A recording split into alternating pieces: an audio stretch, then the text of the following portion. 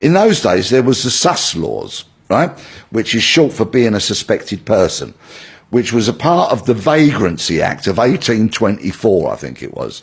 And now the sus laws caused an awful lot of aggravation and animosity between young black men and the police because they get fitted up.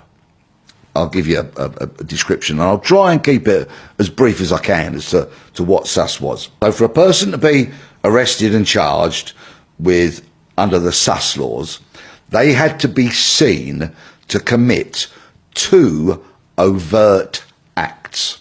So I'll break that down into the practicalities, okay? There's a young black man at a bus stop who may or may not have a previous conviction, right? Who's waiting for a bus and who a particular police officer might take a disliking to, right? Because of his colour, because he might have a conviction or not, or whatever it is. The evidence would read something like this. Said young black man, as a bus approached the bus stop and people converged towards the bus, that young black man was seen to approach a lady who had a handbag draped over her shoulder, and his hand went towards her handbag, went in towards her handbag, yeah?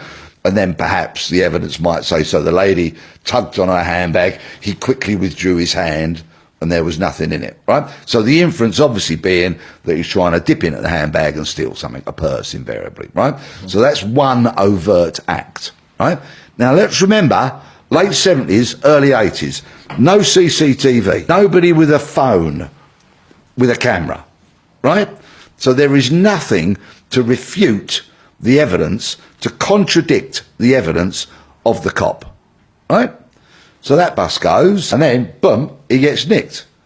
The arresting officer takes him back to the police station, tells the station sergeant that's the evidence, 2 overt acts, yeah? And he's charged with sus. Now you try refuting that evidence. You get charged and go to court, and you're a young black kid, and and the evidence against you is being given by 2 police officers. Yeah, you're fucked. Who invariably would be believed. Yeah, you are. You are completely and utterly. In those days, there was the sus laws, right?